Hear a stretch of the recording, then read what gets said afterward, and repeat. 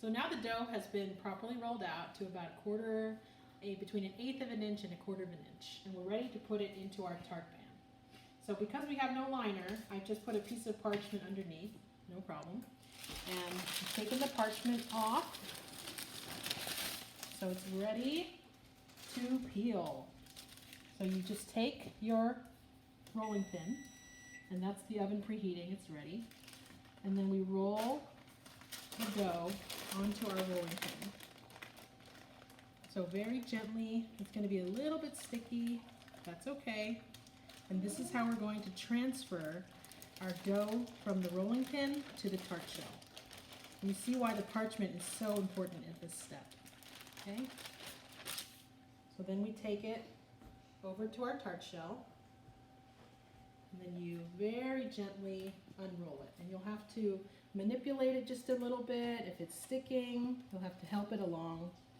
And if you have a couple of tears here and there, that's okay, because you will patch them up. Okay? So now I need to patch this up, right? So I will make sure that the dough, I pull it into the tart shell so that it has enough space to get to that edge. Okay? And I want to use my hand to just push the dough into the side. Okay? So I do the same over here. And I know it doesn't look like much right now, but remember, you're going to put pastry cream on it. You're also going to put some beautiful sliced fruit on it, so the crust doesn't have to look super perfect. It just has to taste really good, okay? So what about this area right here that got messed up, okay? You can take a little bit of this dough here, patch that up, okay? Bring it in, and you can just use your hand, and remember that it's kind of like a sugar cookie. So you can just press it and make sure that that's nice and patched, okay? So I'm just gonna finish patching this all the way to the edge, and then I'll show you how to cut the dough to put it into the fridge and then into the oven. I have taken off the excess dough. All I did was I used my bowl scraper and I just cut off, and then I left actually a small overhang. So this is a technique that you would use if your tart shell is blind baked, which is what we're doing. We're actually fully baking this crust. And so you are going to see the edges, and there's also nothing to hold it up in the oven. So we're creating this little overhang so that when it bakes in the oven and comes out, we can trim it with a serrated knife, and then you have a really nice top. So that's the technique we're going to use. My son's talking.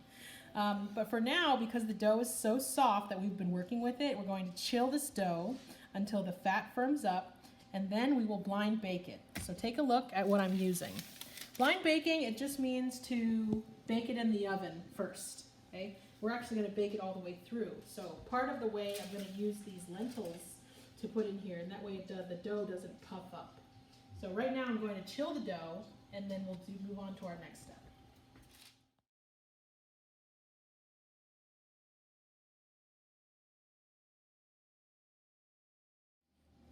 So the tart shell is out of the oven now, and I baked it with the parchment and the lentils for about 10 minutes with the lentils in, and then I removed the lentils and I baked it for another 10 minutes or so. Okay? This little bit of color on the edge is what you want to see. You don't want the tart shell to be completely brown, because that actually indicates that the butter flavor is a little bit too bitter. But what I want to show you right now is how to trim that little excess. So you just take a serrated knife, okay, and be careful to hold the hot tart shell, and you just shave off the little area so that you have a nice flat surface. So I'm just going to do this for the entirety of the tart shell, and then when I unmold it, you'll have a really nice flat top, okay? So now we are ready to cut up our fruit for our fruit tart. Any fruit is acceptable. Anything that is seasonal, anything that has a really bold flavor. So right now I'm cutting some mango, and you know, everybody's cut up strawberries. A lot of people have done kiwi and stuff, but a lot of people haven't cut up mango. So let me just show you how we do it for our fruit tarts. So first we take the peeler, and I'm almost done peeling the mango. Okay. If you use a paring knife for this, that's fine. Just make sure you don't cut off too much of the peel. Okay. This helps to just get a little bit of that skin off.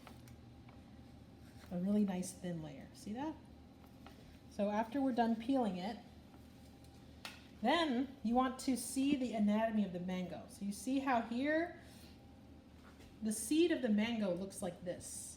Okay? It goes all the way through the middle, but it's flat on both sides. So you want to make sure you cut the mango correctly. So the mango looks like this. And so we're going to have to cut on this side of the seed and this side of the seed. Let me show you what I mean. So if you take a look down at the mango, you can see that, or you can assess that the little seed is right there. So you don't want to cut right in the middle because you'll hit the seed. So you want to go a little bit past, okay? And then you can get a nice clean cut, okay? So now we'll go on this side. Oop, getting a little slippage there on one side. And when we cut on the other side, okay? So what about all these little end pieces? So you can cut the flesh off of the side here, although it will not give you a nice square shape, but if you don't care about that, and then you can eat this for snack. So as you can see here, I've chopped up my mango into nice rectangular pieces, and what I'm looking for when I'm chopping up fruit is, do I have a difference of shapes? So you have a triangle with the strawberry, you have a circle with these three fruits, and then right here I have something sharp, so rectangle or square. So I'm all covered. So when I'm ready to garnish the fruit tart, then you'll see I'm going to be using all of these fruits. Okay? So now let's finish our classic fruit tart. My pastry cream is made and cooled, and it's packaged in the little pouch that it is. And my tart shell is baked and cooled, and so now I can start filling it. So the great thing about this pastry cream is that this is enough to fill one tart shell. So I don't even have to measure it or anything. And so you can see here it's already smooth, but if you want to take it in your pouch and just squeeze it a little bit to get it even more smooth, you don't even have to get out a whisk or anything. Okay? So now, literally, we will squeeze it into our tart shell. Isn't that fun? Nice. Okay, so I'll throw this away, and then I will use my offset spatula to spread the pastry cream in. Now, a lot of people ask me regarding fruit tarts, how can you make it so that it lasts longer? Now, these are what bakeries do. They take a very thin layer of melted white chocolate, and they brush the tart shell after it's baked. And that helps to create a barrier, and that way the moisture from the pastry cream and the fresh fruit does not disturb it. But it's not something that we absolutely need to do. It's just something if you need to have the tart last for a long time. Okay? So now that the pastry cream is in, now we can go to town with as many different types of combinations of fruits that we want. So a general rule of thumb for me is to have the tall fruits on the outside. Okay? So I will probably do my strawberries, and then I'll do my kiwi and my mango, and then I will end with probably my berries in the middle.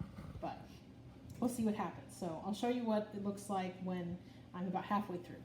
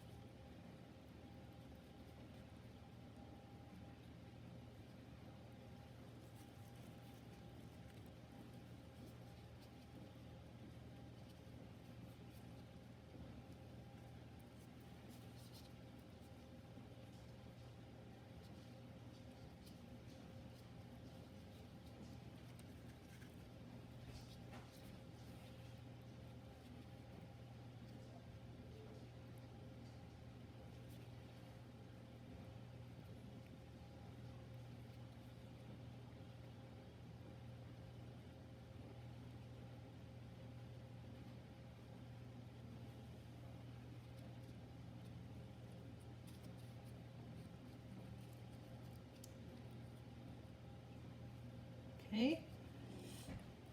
Now I'll put the kiwi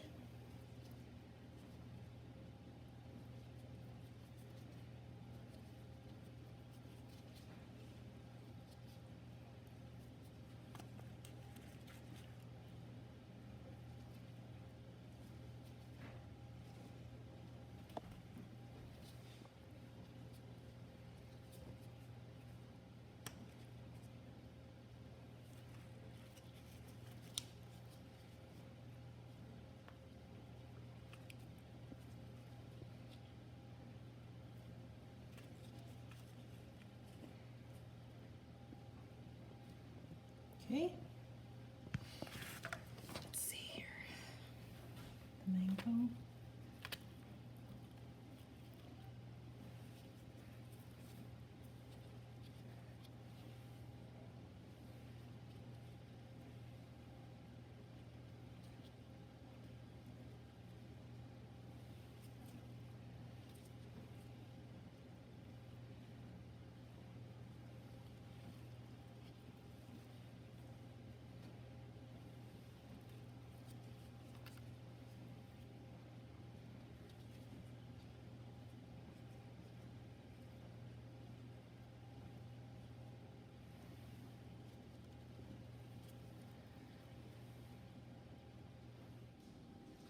So when you go to a bakery, you definitely see if there's fruit tarts there that the fruits are really shiny.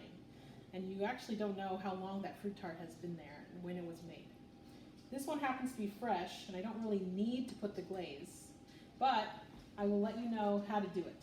So usually you will use a diluted apricot jam, but right now I don't have any apricot jam, so I'm just using whatever jam that I have in the fridge, and I diluted it a little bit, and I'm only going to brush the items that really need the most shine, and those are the strawberries. So if you want, you can just lightly brush them with that diluted jam. Okay, I wouldn't do the kiwi because it would taint the color, because like I said, I don't have apricot jam. And the thing that the pastry chefs use at their bake shops is actually a different product altogether. They use something called nappage. And so nappage, sometimes it's clear, sometimes it's apricot flavor, but it's not exactly something you can buy at any old store. But you can see now how beautiful the strawberries look now that I have brushed them. They're super shiny now, and they have a glistening quality to them. So that just made my fruit tart from, I don't know, $25 up to $35. Good. Only for a couple of hours. You want to eat it as soon as possible. So we're going to get into the fridge to chill, and then we will enjoy.